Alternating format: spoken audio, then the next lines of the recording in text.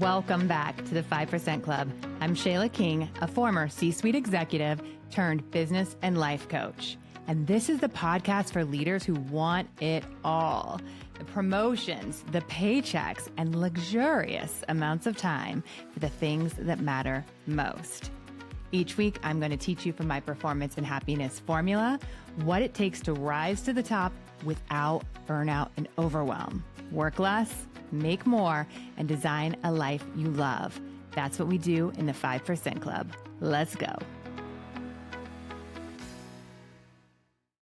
Welcome back to the 5% Club. I am here today with Lynn Mulligan, one of my all-star clients that is going to share with you her personal journey as she improved her performance, pay, and happiness. So welcome, Lynn. Thank you so much, Shayla. Thanks for having me here today. Yeah, so Lynn has been on the podcast before. She did a really cool episode where she talked about the power of mindset when it comes to her sport of golf. So today we're going a different direction. Today we're going to talk about her entire journey because I think it's one that so many of you will relate to, and it will go into the nuance when it's like, I'm not unhappy. I'm not miserable. I'm not completely spent and exhausted. I just want more.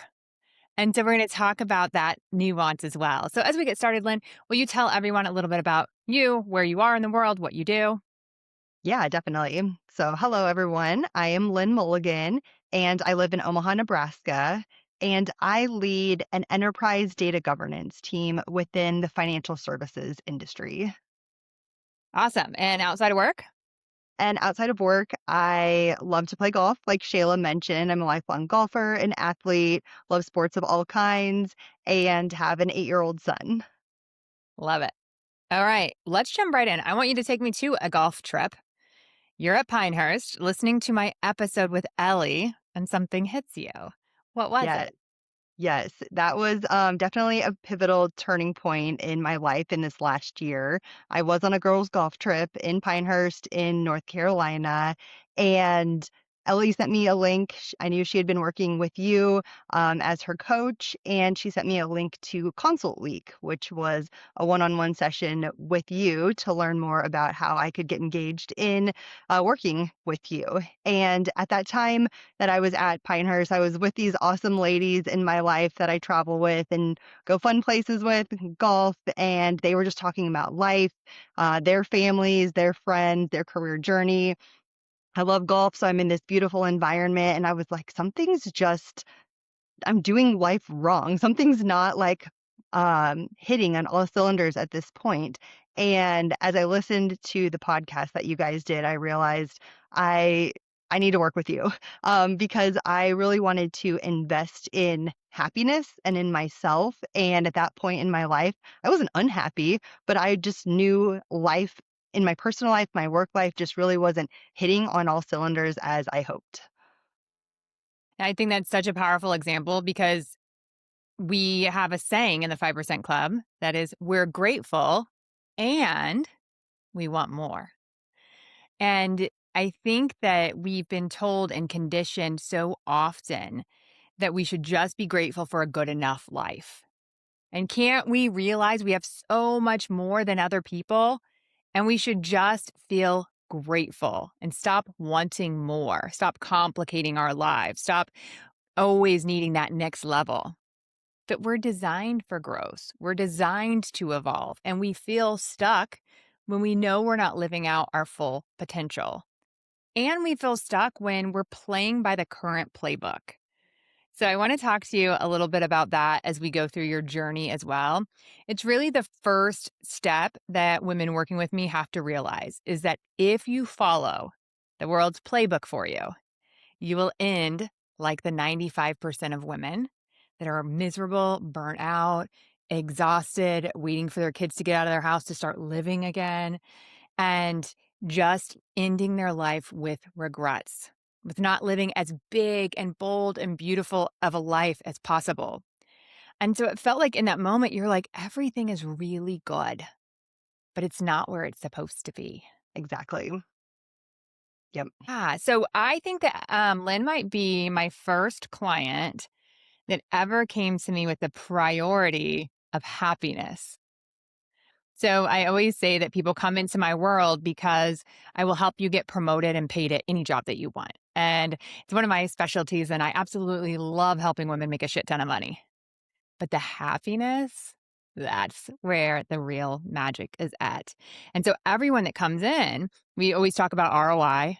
And because usually this is the biggest spend anybody has done investing in themselves, right? So that's big and that's scary. But most people only do that if they're like, I can get a promotion out of it, then I can justify it. So, can you talk to me a little bit about when you had those feelings? How did you justify spending five figures on your happiness? Yeah. When I met with you, Shayla, and you talked about your approach to coaching, it was really grounded in performance and happiness, like you said. And that's so much what hit me and what resonated with me was that happiness part of the program of your approach and the fact that it hits your personal life and your work life. And so I was at a point in my career where I had been at my employer for over 17 years doing lots of different jobs. The job that I had at the time, I had a great team. I enjoyed the concept of what my role entailed at that time or what it had entailed up until that point. So I wasn't on a quest to get promoted. I wasn't on a quest to go search and find a different job or even consider looking outside of the organization that I had spent my entire career at up until that point. I just was stuck in both areas of my life and saying, I need to change something. I need to do something. And it was the perfect point in my life to say, I'm investing in myself and happiness is that foundation. And wherever this journey takes me, I know this is the right choice to help open up doors that I didn't even realize were in front of me to achieve that ultimate goal of happiness. Yeah, I love that. And I know you mentioned Ellie at the beginning, so I just want to let everyone know that's listening to the podcast that she has an episode as well. So, Ellie is an executive in data security and talks about her journey and going from being told that she should be happy with a 3% raise and that that should be good enough. And her then deciding that she was ready for her next leap and next step and became an executive at another company working in the same security field, but made, 50,000 more overnight. And so she talks about that, but also about refinding her values and being able to create her own playbook for her life instead of listening to the world. So check out that episode with Ellie so you can hear her whole backstory. And Lynn and Ellie are family and friends. And so that's how Lynn knew of me and kind of trusted the process with being able to spend that much. And so Lynn actually was, I think it was the last time that I did a consult week because I've been fully booked out since, and I don't think I've done one in over a year. But so she did the performance and happiness lab plus one on one coaching. So as we talk about the journey, we'll kind of talk about those two pieces so that you guys can understand the differences there. Um, okay, so talk to me about what you were hoping to find. I know Yeah, where you were in your life, but what were you like, this will be successful if? yeah, I think I needed that guidance for making decisions. I was really stuck in analysis paralysis. I just felt stuck. I had laundry lists of to-dos, both in work and my personal life, things that I wanted to do, projects I wanted to do around the house, things I wanted to improve in myself, in my team, at work, but I just didn't know where to start. And so I felt like happiness in the future was going to give me the tools to help figure out what I needed to prioritize, how I could better manage my to-do list, how I could better manage my time and my communication style to be more effective, to get more done in the time that I had in my work and my personal life. And that would equate to happiness because then I kind of would figure out what that long-term vision was. I'd have better tools in my toolbox to be able to follow that path and that playbook to achieve success. I love it. Yeah. So when we started, we name goals in each of our sections that we're working on executive results, relationships, rituals, and mindset. And one of the goals that you had, regardless of if you wanted the same job or a different one, was really around executive presence. Will you talk to me about your desire to be more concise, to communicate more effectively at a senior leadership level? Yeah, that has definitely been a growth point for me in the last several years as I've stepped into executive leadership roles and as I looked at my opportunity that I had to communicate with different types of leaders across the organization. I get really excited. I get really passionate about the work that I do, the opportunities ahead of us. And I realized that that excitement and passion and word vomit at times could overwhelm leaders and miss the mark in the message that I'm trying to convey or the ask that I'm trying to lead with to those leaders. And so I've really wanted to work on how do I simplify my message? How do I ensure that I'm coming across in an effective way that really articulates the most important thing that I want to convey out of that message and with leaders. Yeah, and I love that you actually called it out as like the word vomit. I think that so many passionate leaders can relate to that. We just get excited and add in all of the things, but it often takes away from people taking us seriously and thinking of us as an executive at that level. And so when I'm hired by companies to be an executive coach, that's probably the number one thing CEOs ask for. I need them to learn to be more concise. They say it's going to be real quick and it isn't. They bury the lead, they ramble, right? So you are not alone at all with this being one of those key skill sets that keep people stuck in middle management and keep them from being seen as a serious strategic leader. And so we really started working on that for you. We worked on it on executive presence and time management. And like you said, your resume was 4 years old, you'd been 17 years at the same company, you had a great team, you liked your work. So what started to crack for you since you weren't coming in job hunting? Yeah, you started to ask me what I wanted out of in my future. What does success look like? What does happiness look like in your personal world, in your work world? And I couldn't directly answer that question until we started going through the foundational exercises of what are your values? What are the things that you want and don't want? And starting to be able to put some of those things on paper and then really giving myself the opportunity to look at those and say, what's the culture of the team that I want to be a part of? What is going to energize me and excite me as I look at um, being a golfer and being involved in the community and traveling, how do these passions that I have outside of work align with my work world, align with my personal world? What's that core thing that I'm looking for most?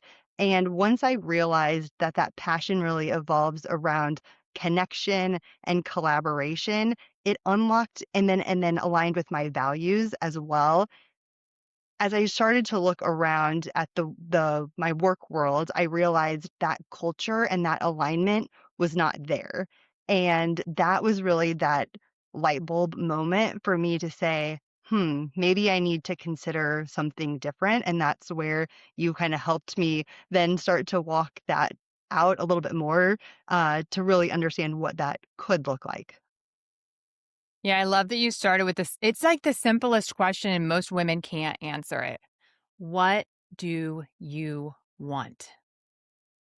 It's Not like what that there's should you that video want? or, in the movie The Notebook, they're like, "What do you want?" And that little kind of back and forth between the 2 main characters What do and you want? yeah, Yeah, I'm like shaking it with so much love. I'm like, yeah, What do you want?" Yeah, that really is it. And not what should you want, not what do you think is reasonable for where you are right now, not what is responsible. What do you actually want? And then I think we can blow people's minds with the fact that you can get it, that it's actually possible and it's not as hard as you think.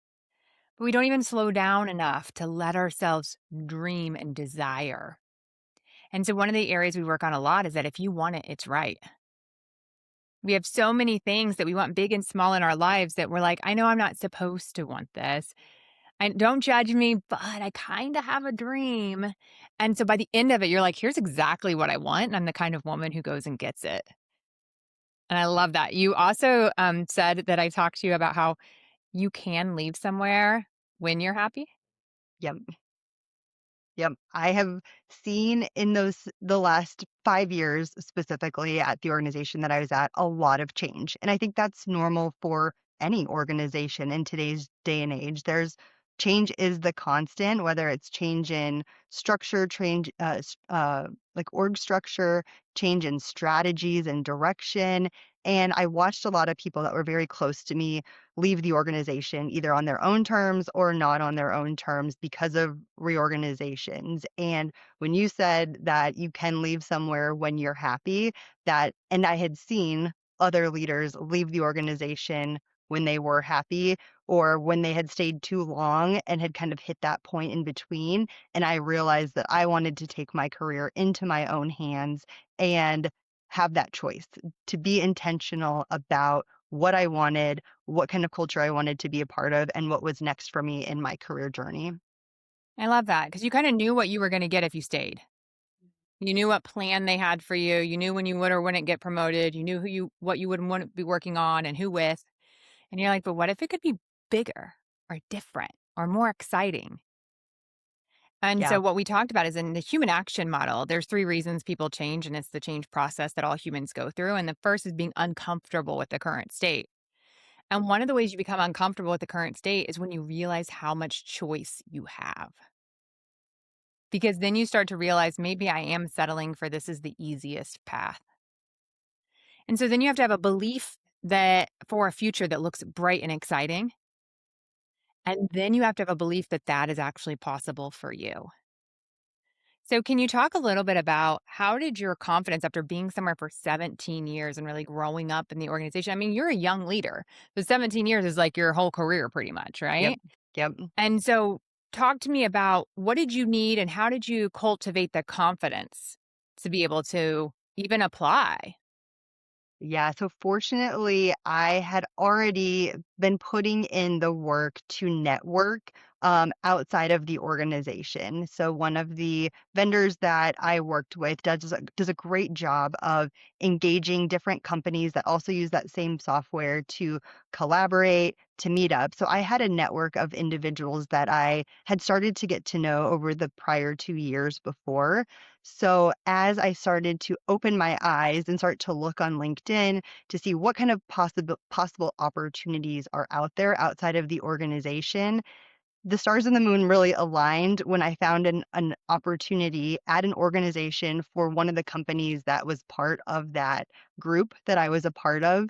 So the work that I had put in by intentionally networking and building relationships became that entry point for me to reach out to one of those individuals to say, "Hey, I saw this position posted on LinkedIn.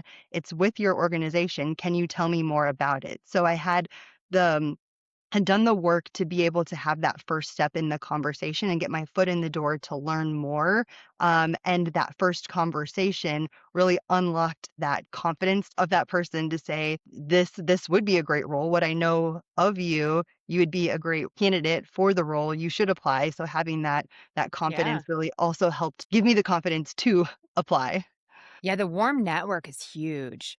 And so we talk about that inside of the Performance and Happiness Lab. We have a module on executive networking and exactly who you should reach out to and how, and like how can you do it without being awkward, and how you should be doing that all of the time to keep these warm relationships so that, like you, when you needed them, they were there.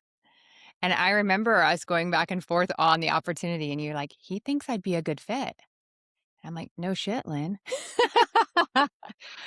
I know I But remember coming to you, and there was 2 openings that I found with 2 different companies of people that I knew, and I was like, "I don't know, Shayla." I'm like, "I don't know if I'm exactly qualified. They're closing pretty soon. I don't know if I should apply." And you were like, "Yes, you should always apply." So that was like a great like, confidence the answer booster as is well. yes. Yeah. Yeah, I love that. Okay.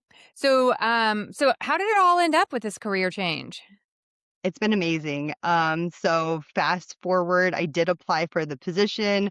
I went through the interview process, and it was so empowering and engaging to meet a bunch of different leaders at a new organization that were very passionate around data. That's the industry, that's the field that I've been working in for the past 10 years. I have a passion for data in this world of AI. Data and data governance are the foundation for that. And that's part of the culture that I didn't feel like I had was like that passion and understanding for how data could be such an accelerator and a growth opportunity for businesses. And as I went through the interview process, all of these leaders that I interviewed with, I could see that passion in them, and there was that strategy and that need from the top down as well as from the ground up. So that they also saw my passion come through in the interview, and so it was definitely like I said, the stars and the moon aligned and a match made in heaven. I've now been at that new organization for the past 3 months, and the opportunities that I've had to grow my career and step into this role have just been like nothing I ever could have imagined a year ago, stepping into this type of role and having the confidence as well to lead through it. There's a lot of things that I didn't know, and Yeah. I've admitted when I didn't know, but I've been able to learn through other leaders, through my team, and it's unlocked so many doors already that I'll be able to use throughout the rest of my career. I love it. We talk a lot about how emotional regulation is the real executive skill. And so you used your newfound emotional regulation during even the interview process on how you showed up. And we did a lot of prep for how do you want to feel during the session and how do you want them to feel during the session? And coming in with curiosity instead of like, I need this, because it can be really easy when you're in a job search process to, even if you have a warm introduction, it can even be worse because you're like, no, now I know I want this role. I like the people. It's the perfect role. I've got to get it. I've got to nail it. And that kind of like pressure that you put yourself under can really throw people off and like make them come in with this get energy. And so, how did you keep yourself from being graspy during the interview process?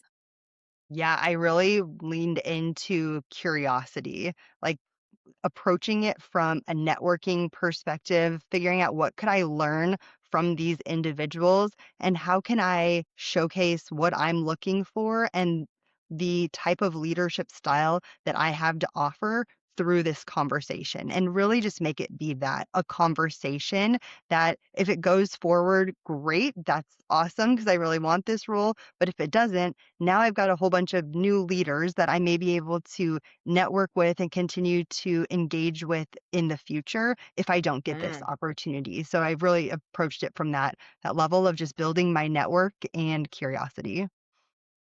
Yeah, we talk about that a lot because you don't always get the first role that you apply for, right? And so that doesn't mean that it was a waste of your time. Now you have more people in the industry that know who you are, that know your capabilities, and you have more practice in the interviewing process. But yours went pretty darn fast. And what I love too is that we had been working on that executive presence and being concise beforehand. And will you share with the audience a little bit about the feedback that you got even during the interview process when it comes to executive communication? Yeah, that was probably one of the most, exciting moments, in the final interview that I had with a very senior executive leader at the organization. We were doing the wrap up, and he said, I just want you to know that coming into these interviews, I was looking for someone that was, well spoken, that was able to communicate effectively, and you hit it out of the park. And so that really just hammered home the fact that like the work that I had been doing with Shayla, the work that I had been doing on myself and how I show up to conversations resonated with these leaders. It came through in those interviews. So it was a very proud moment for myself. Yeah, I love it. And you did the work. Do you have your book handy? This book. Yeah, she filled out every single page in the Yep. entire thing. So every time we learned a new tool, she was completely internalizing it and applying it. And so when we worked in our session, she would say, "Okay, I worked through this. Here's what I found. Here's where I'm stuck. Let's go to the next step." And so, will you talk a little bit? We just mentioned emotional regulation. What are some of the tools you built in your toolbox as we worked together that you still use today? I know we've talked a little bit about minting it and making intentional new thoughts. Can you tell us a little bit about that and other tools that you still love in your toolbox today? Yeah, making intentional new thoughts was definitely one of the grounding points for me. I realized how much that my thoughts can create my own feelings and actions and really impact me and that I have the ability to change that. I am a self-proclaimed overthinker. I overanalyze and overthink a lot of situations, and I realized, no, I don't have to be an overthinker. I don't have to replay the same conversation that I already had 5 times in my head. I don't have to think about the conversations that are yet to be had over and over in my head. So, I've continued to work on those conversations that I'm having with myself and changing the messaging to be positive, to be impactful, and then also to recognize there are times when you start to spiral in your head and you're overthinking or thinking about all the pros and cons and impacts. And I realized also through the work that we had done on rituals that when I get to that point, I need to journal. I need to write it down and get all of those thoughts out of my head and onto paper. And as I'm doing that exercise, I'm also intentionally creating the thoughts that I want to have. What are the actions I wanna take out of this? And that helps to calm my thought process down as well. Yeah, I love it, and I think so many people can relate to being overthinkers and having that doom loop play over and over again, or why did I say that in the meeting, or what if I don't nail this meeting tomorrow? And those same conversations that we have in work scenarios that are stressful are the same ones we could say, oh, on a first date, what if I mess this up? What if I'm awkward? Or why did I say this or that? Or the parent, why did I Yep, say that to my kid? Why didn't I think about that more? And so I think it's so helpful for you to be able to share that you were able to stop the spiraling and really like bring yourself back in. Is there anything 100%. else that in those moments when you pressed stop that helped you redirect? Yeah, I would say in those moments, just thinking about what's the best case scenario that could happen instead of the worst case scenario that could happen. Like when I was going through the interview process, I was also experiencing change in my role in my current job. And I was like, oh my gosh, I have all of this stuff that I need to do. I need to prep for these interviews. I need to work on this new expanded team and these new responsibilities that I have at work. Again, adding to my to do list. And I paused and I reframed that conversation to say, wow, these leaders are looking at me as trusting me to be able to handle all of this stuff and get excited about it and kind of change that conversation instead of being overwhelmed by the amount of responsibilities and actions and activities that I have to being that positive, like, wow, they believe that I can do this, that I can handle this. Now, how do I show up in that manner and get excited? This is what I've been asking for. This is what I've wanted. So, changing my mindset to be Embracing the excited. pressure. Yep, yep. Yes, we talk about how would executive Lynn approach this situation. And a huge piece of our work together, whether you're one-on-one client or in the performance and happiness lab, is around executive essentialism. And so what you just described is in that moment saying, what really matters? What matters now? And what can I let go of? And being able to end that overwhelm so our brain actually processes better, actually allows us to have that focus on the things that truly move the needle and let go of all of the rest. So talk And to me a that little bit about you being able to manage all of the chaos that happens in life because life keeps lifing, and what changed with the moments when you're alone with your son or 3 a.m. How did that look different after you learned these tools? yeah, I would say kinda going back to that high impact, high value work, that's really been one of the driving, mindsets as well for myself is to instead of feeling like you have that never ending to-do list, which you will have a never ending to-do list at work and in your personal life, but focusing in on what do I need to focus on now? What are those high impact, high value things? And once you can check those off the list, stop thinking about the rest of them. Like those, save those for another day, another time, so that you can engage with your son. So you can engage and have a good night's sleep so you don't wake up at 3 a.m. with all of the laundry list of thoughts. And that really has helped me to engage more effectively with my son because I'm not sitting there thinking of all the things that I need to do. Nope, I already have that list. I know what I need to execute on.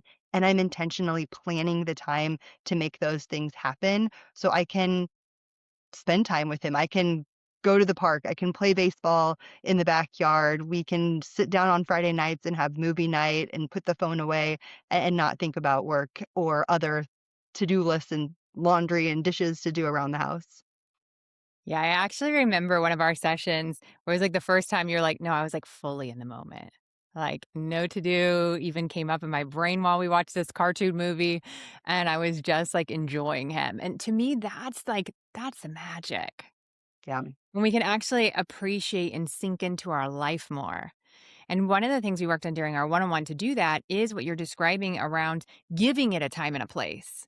So we're gonna describe what is essential in our life, and then we're gonna put it on our calendar or our to-do list, and then we're gonna know it's already scheduled. And we always do what we say we're gonna do, so we follow our calendar and it's fine. And what I love about taking women through that process is it gives us such relief then. You can actually leave at the end of the day and say, "No, I did everything I was supposed to do. I can take it off and set it down now." Because you're right, we're never gonna get through our entire list. But once we can actually effectively have that discernment process and then schedule it and then know that we are disciplined and responsible enough and take ourselves seriously enough that we'll follow the plan, Yep. then we get freedom. Then we get the ability to be in the moment with our children. I love that. Yeah. Tell me a little bit more about what changed in our coaching from a parenting perspective. Yeah, so a couple of things. So one of the things that I recognized even before starting coaching as my son was growing up, the little things and how kids approach life with so much joy and passion and enthusiasm, whether it's something as simple as a train, a plane, like they just get so A excited about dandelion. those yes, all the small things. And I always thought to myself like as adults, when do we lose that? We don't get super excited about a lot of things as adults to just shout it out. Um, and I think one of the things we worked on and that you talk about is finding joy and appreciation in those little things and engaging in play. So, being a parent and being able to make that time to play with your kids, to like get out of your head and run around like a silly person outside and dance in the kitchen. Those are the times when I feel most myself. And I realize that's when I'm out of my head. I don't have all of those thoughts. And so really continuing to lean into what are the things that bring me joy? And how am I engaging in play in my life as an adult or with my kid, having a kid to be able to do those silly, fun things as well. And then applying that also to like removing that clutter from my head so that you can focus Mm. on those positive things. Yeah, and knowing joy is the whole goal. Why Mm. do we have the job and the career and the money? Like our entire purpose of that climb is to then be able to enjoy our life. And I think we lose the plot, right? We get into this serious responsibility mode and we just keep adding all the list of to-dos. And it makes us feel more like a robot that has to be productive and perform instead of a free spirit, fun, playful being. I think it keeps us from being like light and sexy. I think it keeps us from being young and playful. And so we work a lot on tapping back into that. And so many of my clients say, I have no idea what you're even talking about when you say cultivating joy, right? I haven't done that in years. And so you had a hobby before. And so you spent some time on things yourself. You've also worked out, right? So you do golf, you do Pilates, you do a lot of different things. But what do you think you were able to add in to have even more joy than you had before? I think just that recognition of like what are the times in my life that I am most happy and how can I continue to take action to make those types of activities more prevalent in every day. And again, that's just how do I get out of my own head? How do I stop and pause and enjoy and appreciate the little things happening in life? Yeah. Yeah. So all the time we create a strategy for a work project and how we're going to make sure that that gets done. And so what we do together in the Performance and Happiness Lab and one on one coaching is we create your life strategy. And so it's your individual recipe for what makes you happy. And as we go through those rituals, you get to say, okay, I need a sprinkle of this and a tablespoon of this and a dash of that, and actually come up with how your life would feel the most fulfilled. And so part of that has always been, how can I do even more with my son and be even more free with my son? And so I loved as you're like, what else could we do? And how else can we experiment? And you talked about trips with your family and friends and like how you do those things differently. Why don't we jump into a story about Nashville? Yes. Yeah, that's a good one. So I had a milestone birthday at the end of last year. So also, as I was on these trips with my girlfriends, starting to work with Shayla, I had this pressure for myself. I love birthdays. I celebrate my own birthday every year, even though it's right before Christmas. I'm intentional about that because I think it's just a fun opportunity to get together with friends and celebrate. So I'm like, okay, I have this milestone birthday coming up. I need to do something big and exciting. And I just kept overthinking like all of these options. And I'm like, I really want to go to Nashville. Again, I love dancing and I love singing along. I'm not a good singer. I just like fun environments. I'd never Yeah. been to Nashville. It was one of those things that just kept replaying over in my head. And I'm like, you can't go to Nashville. It's right before Christmas. There's the stress of the holidays. Everybody's already got plans because every day It I seems didn't very decide. irresponsible, Yep. very inconvenient for yourself and others. Yep, yep, thinking about everybody else in the impacts to them, and I kept looking at things to do around Omaha. I'm like, "Maybe there'll be a good band or something going on." Well, no, it's the weekend before Christmas. There's not a lot going on in Nebraska that would fill my bucket more than any other year that I would go out and celebrate, and finally, I decided I'm doing it. I'm booking Nashville. I know I'll get a couple people to go on this trip with me. And I did. My sister and a couple of my close friends. We went to Nashville and had an amazing time. It was definitely everything that I hoped for. And I was so glad that I made that decision and committed to what I wanted and stopped thinking about everybody else and why it was going to be an inconvenience for myself and everyone else. Yeah, what do you want? What did I want? Yep. I named Yeah, it and I did it. I love it. It's such a good example because I think as busy working moms, we can so easily talk ourselves out of fun. And sometimes it just feels too overwhelming to even plan. I don't need one more thing. Like, sure, I'd love to be there, but I don't have time to schedule it all. And so we also talk a lot about resourcing and getting help. And as you move up in your career, you can afford even more of that. But sometimes too, it's just like, let's just do it. Let's just plan it. Let's just go because we're spending way more time in the indecision of it. Yep. And so I love that example. I love that you chose yourself and that you had such an amazing time. Okay, as we talk about this work, you didn't come in at all for a new role, but you got one in Yep. a role you love, at a company you love, in a culture you love, where they love you and they think that you are at an executive level with very strong communication skills that has a deep and wide knowledge of your subject matter that they really respect. Before I move on, how does that feel?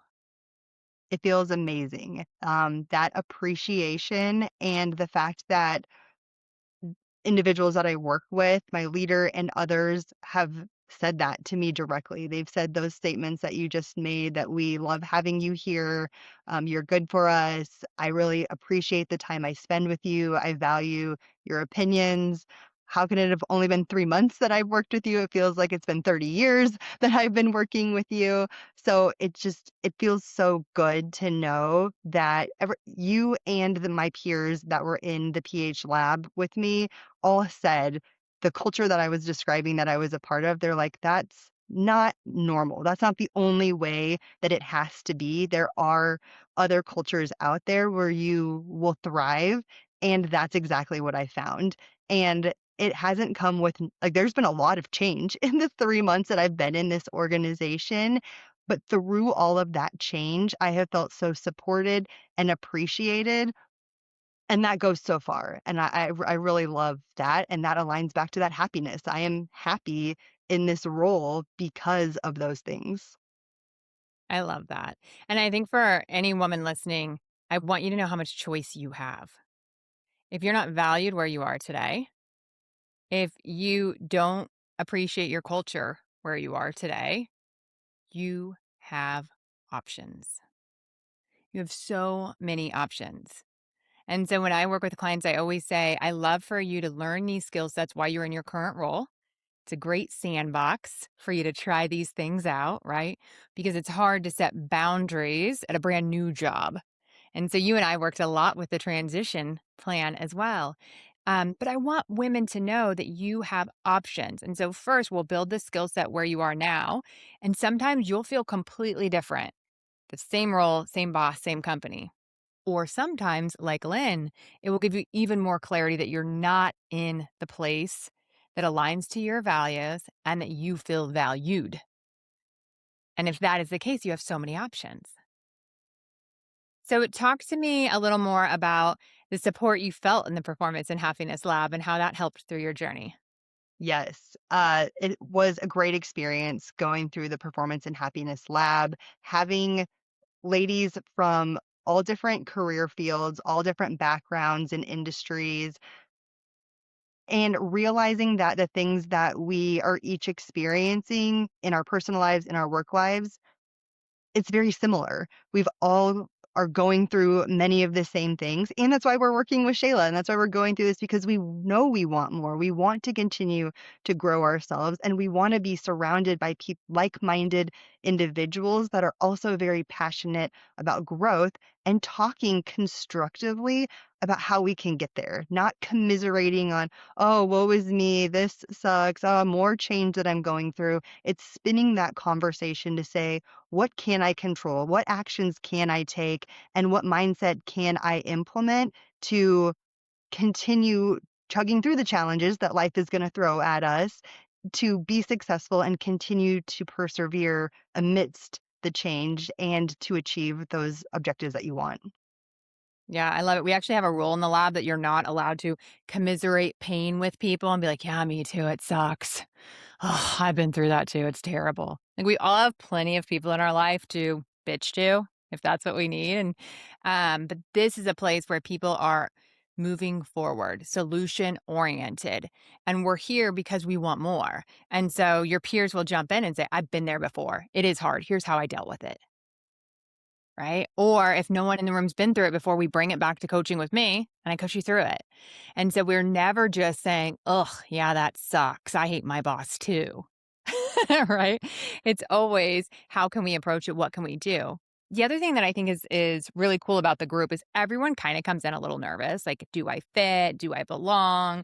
And in your group, we had two CEOs, we had an attorney, we had a VP at a Fortune 10 company, we had a doctor. And so people are coming in and saying, oh, well, I'm a doctor, so I'm not in corporate. So maybe I'm different. Or I'm a CEO, but it's of a nonprofit. So maybe I'm different. Or, everyone's kind of coming in from their angle. And the group just blends beautifully because they Yep. only let people in that are the right fit. And then you have this commonality in the challenges and the growth and what you're wanting out of your career. And it's just the coolest thing to see you guys start to realize that you're all in the same boat and how much you have to give and get in the room. Did Yeah, that there's feel kind of true for you when you were in there? 100%. There's kind of 2 parts to that is, like, kind of one, you're able to take the titles off the conversation and all just show up as growth-oriented women that are supporting each other through their career journeys. But then on the flip side, you're also able to say, "I'm presenting to a CEO right now," and recognizing that we all put our pants on the same way. We're all here to show up to these conversations, but continuing to have an opportunity to practice executive presence and executive communication in front of these CEOs. So that was a great kind of uh, benefit of that group that I didn't even realize going into that group. I love it. Okay. Talk to me a little bit about another area that you weren't expecting an executive coach to help you with. Can we Yeah. talk So about dating? yes, yes, all the topics that are relevant for other women. So I mentioned that I loved the fact that Shayla was focused on performance and happiness in all areas of life, both work and personal life. Um, coming into working with Shayla, I had been divorced for about 5 years, and also recognizing that I had kind of dabbled in dating over the past several years, but really hadn't gone all in it. Didn't really know what I was looking for going into those conversations. I was treating dating like I was treating networking, in the industry, and so really also spent a lot of time with Shayla talking about these tools and how they could apply to my personal life as well, and starting to look at what are my values, what am I looking for in a relationship, and being able to name those things so that as I go into dates, I can have my boundaries so that I can concisely articulate, this is what I'm looking for. And if the other person isn't looking for something that's the same, that we can recognize that and move on so that we're not wasting each other's time as well. And so having some of those hard conversations as you're starting to date and as you're starting to get to know people, but making it beneficial and making it smooth and a natural part of those conversations. It was kind of putting in the reps uh, to be more comfortable being uncomfortable having those conversations. Yeah, I mean, it's like the rep of you being uncomfortable to put yourself out there in the first place. Yep, And then to have these deep, intimate, vulnerable conversations about what you want and what's a want match and what's not in the relationship. There's so much more than just liking or loving someone and making a relationship work. And you were able to navigate these deep conversations in the most intentional way, where you got to keep being the person you wanted to be. And I was so proud of you in those moments. And I know that you left them very proud of yourself, which is what really matters, right? yes, But being yes. able to go through hard things and not get spiteful, not get mean, but hold your ground on what you want and what you'll tolerate. Exactly. It was definitely been a learning opportunity, and it made me more comfortable to be able to have those conversations. It might have felt awkward at first, but it just became a natural part of the questions that I would ask and the curiosity that I would go into those conversations, wanting to understand and learn about somebody else, and then also practicing and being able to say it out loud for what I wanted for myself and my future. I love it. Yeah. I love that though for any woman who is, it's not just I'm going to start dating for the first time. It could be I want to establish more, female friendships. And I haven't been doing that. And I want to go find people and have these conversations and find my type of people. Or maybe it's I want to reignite something in my marriage. These tools work for every part of your life and they help you come back to your life vision and what you want and how you stay emotionally regulated in the boardroom and the bedroom, everywhere. Yeah, I love it. I just made that up in the boardroom and the bedroom. I think we're gonna hook it. I think we're I gonna think that's great. Yeah. That's our next thing. All right, tell me, what does being a 5 percenter mean to you? Yeah, being a 5 percenter for me really means focusing on what what do I want and how do I show up, whether that's in my personal life or in my work life, being able to articulate that, create that blueprint, that vision for myself, and then channel your decisions, your energy around making that happen. And really giving yourself the self-confidence that this is what I want, this is possible, and I deserve it. I love that. You do deserve it. And I'm so happy to watch you going to get it. Thanks. All of it, right? Even home projects, all the things. Like, Yep. we're not going to be able to touch on everything in one podcast, but this woman added so much more fun and delight and interest and layers. It's like the layers that I love for women instead of it's just I work and I'm a mom. So, is there anything you'd like to share just on the variety that you added to your life and your Yep. happiness? Yeah, that'd be great. And inspired by one of the individuals, well, to a couple of the individuals, Ellie and Olivia, some of the people that I've met through this process, using power tools, the DIY around the house. I had these house projects that I wanted to do. I've been in my house for 14 years, and I'm like, it's time for a refresh. As I'm refreshing the rest of my life, I want my house to make me happy. And so I was like, well, I could pay somebody to do these things, or kind of want to dabble in it. I kind of want to buy a nail gun and use a saw and try it out. And I did. And it's been a fun journey, and it's also opened up that creative side of my brain as well, which again, back to play and back to joy and being able to create something with your own hands, going from your own idea to making it happen using the AI tools that are available as well to make it come to fruition. It's fun and exciting, and it makes me proud to be like, yeah, I can do this. I can do these hard things. I love it. I love it. Okay, we're gonna do a speed round. You ready for it? Okay. How do you see yourself differently than before? I have a lot more confidence in myself. And I think that shows up i- in all areas of my life that I'm really just, I'm happier. And I'm happier also because I have that confidence. Love it. What's one thing that surprised you about the coaching process?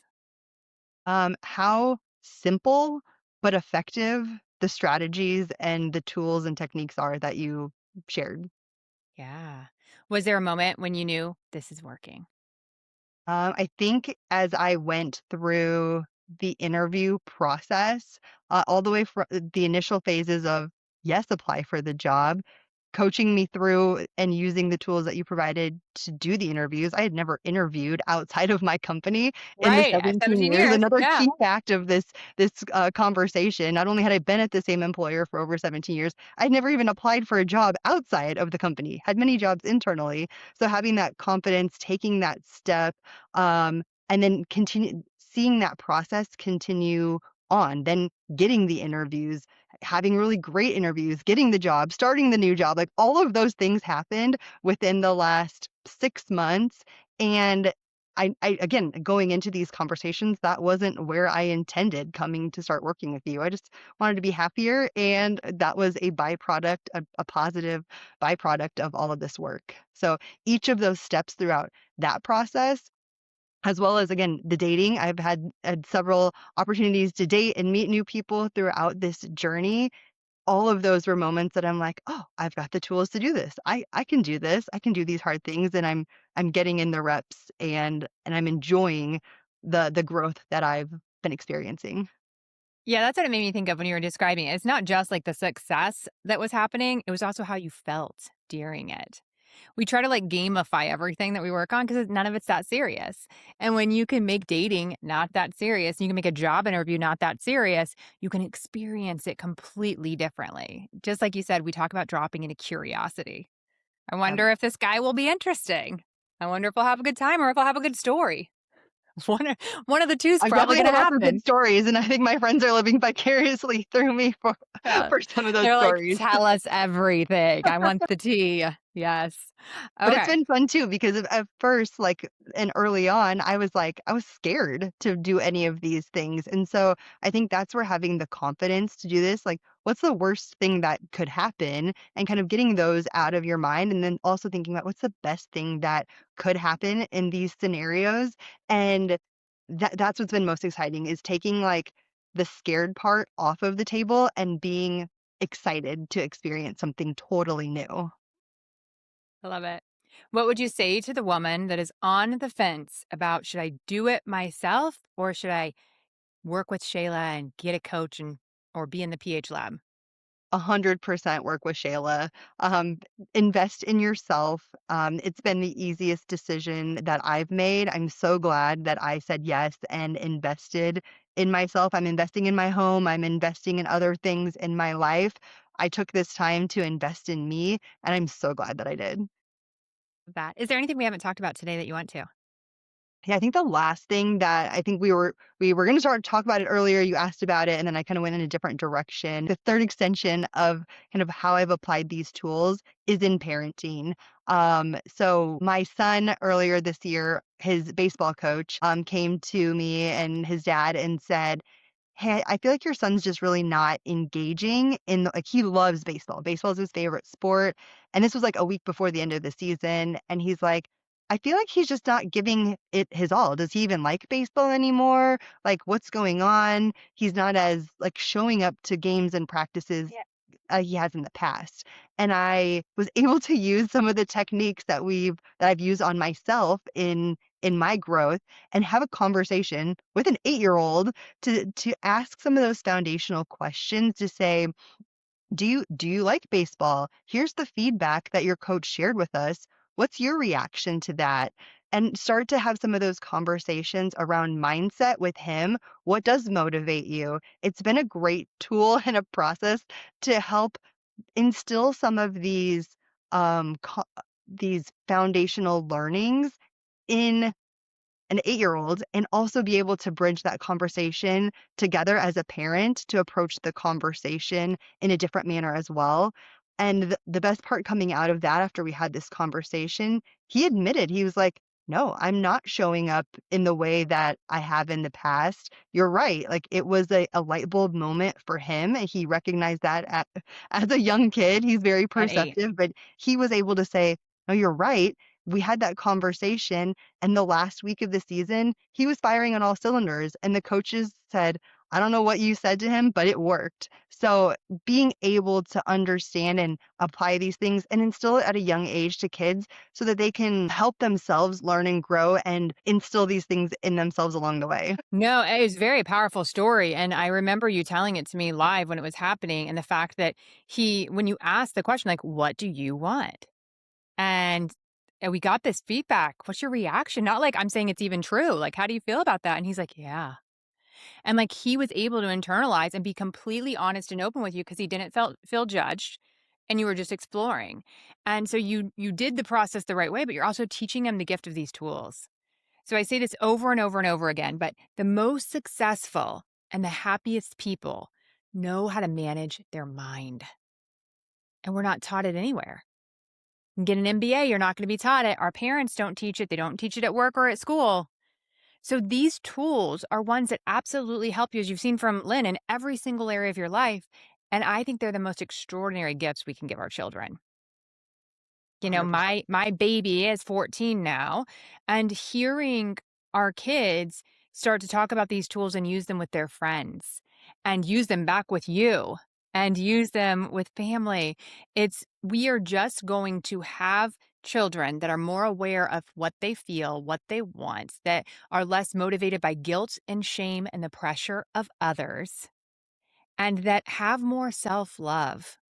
It's a huge topic we talk about. Self love keeps you from reacting negatively and mean because you don't feel threatened.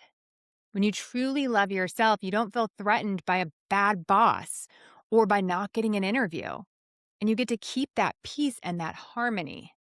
And everyone benefits from that.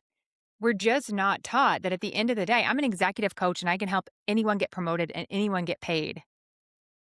But that self love is the root of an extraordinary life.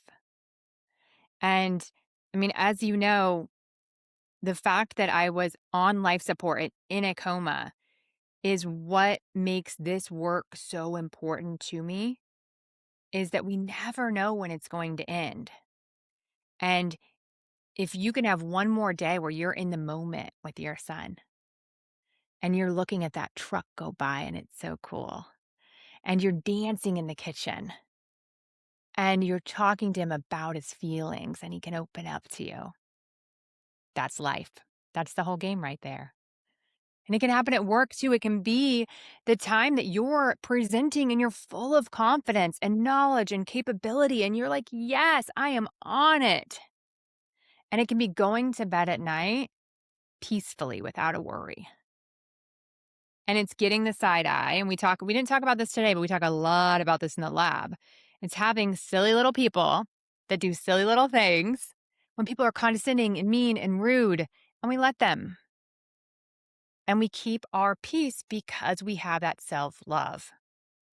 It keeps us from being triggered by all of it, which lets us stay in this calm, secure, happy, beautiful place. So, I do want to go one more place with you before we close, Lynn, because I think you're such a perfect example about this. I hear this conversation all the time. You can't have it all. You can't have it all at the same time. You have to choose. There's the four burner theory. You got to turn one off. You've got to have seasons of your life. I feel like you and I both have it all. Can you share your thoughts on if it's If it's bullshit, if it's a reality, can it happen? Can you have it all? What do you think, Lynn? Yeah, I definitely think you can have it all because I think there's so much crossover. It's not work or your personal life, it's and. And it is a sliding scale of where you're focusing your time and attention. But by focusing on your confidence, I've seen it show up in myself in all areas of my life at the same time. Therefore, I'm finding a date and getting a new job all at the same time and being able to confidently say like, "Oh, this is exciting," because I'm projecting that confidence out into the universe and I'm also like manifesting this is what I want and therefore those things are going to make themselves available to you because you are opening your eyes to so many more opportunities by having this intentional mindset. I love it. And that's such a good point. I remember us talking about that is like, it gives you this like energy and like, let's go, baby. I said I wanted it and it's all coming at once and Yep. I can handle it. I'm asked for this. I'm ready for this. And I have the energy for it. And you can feel that energy in others. You know the people that step into a room and you're like, "I just love their energy," and it energize you, or the people that are the ones that suck the energy out of the room and out of you. So by investing in yourself and being one of those people that you can intentionally show up in that manner, it has that butterfly effect as well in these little principles and how you're talking about yourself, how you're talking about your life, how you're showing up you're positively impacting those around you while also projecting that out into the universe so that the universe can send those people and those opportunities right back to you. I love it. And what a perfect introduction. I'd love to invite everyone who's listening into the Performance and Happiness Lab.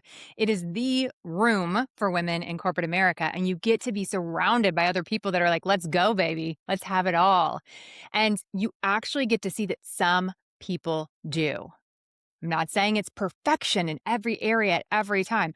I'm saying it's extraordinary in all areas of your life. And it is possible. And we call it the 5% Club because everyone wants to be in the top 10% of performers and of earners, but half the people at the top are miserable. We're doing it different over here. So, invite you to join us inside of Performance and Happiness Lab. You can get the results that Lynn got across your entire life while being surrounded by powerful, strong women that are like, let's go, baby. And I'll be your lead and your guide as we do that. And I have transformed my entire life, and it's freaking extraordinary. And that's what I want for each and every one of you. So, today, Lynn, we're going to end with one question. Tell me something you are wildly proud of. Something I'm wildly proud of would be just me. I'm proud of taking the time to internalize and grow myself in a whole new way and putting myself out there to be uncomfortable and to push myself to do new things, to apply for a job outside of an organization, get outside of that comfort zone that I had been living in, and try new things. And I've found this whole new world around me and new people, and it's just been phenomenal. I love it. She said, I'm so proud of me. Yes, that's what we want.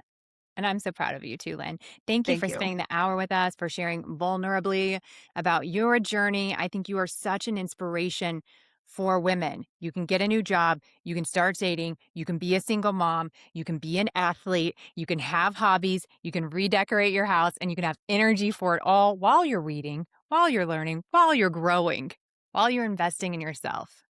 You are the example of what's possible. Thank you for being here with us today. Thanks so much, Shayla. Thanks for joining me in the 5% Club today. If you're ready to make more, work less, and design a life you love, then go to shaylaking.com and join the waitlist. You'll be the first to know when there's openings to work with me in one-on-one coaching or the Performance and Happiness Lab, my group container where you will learn to be a high-performing, highly paid executive who loves your whole life. I'll see you there.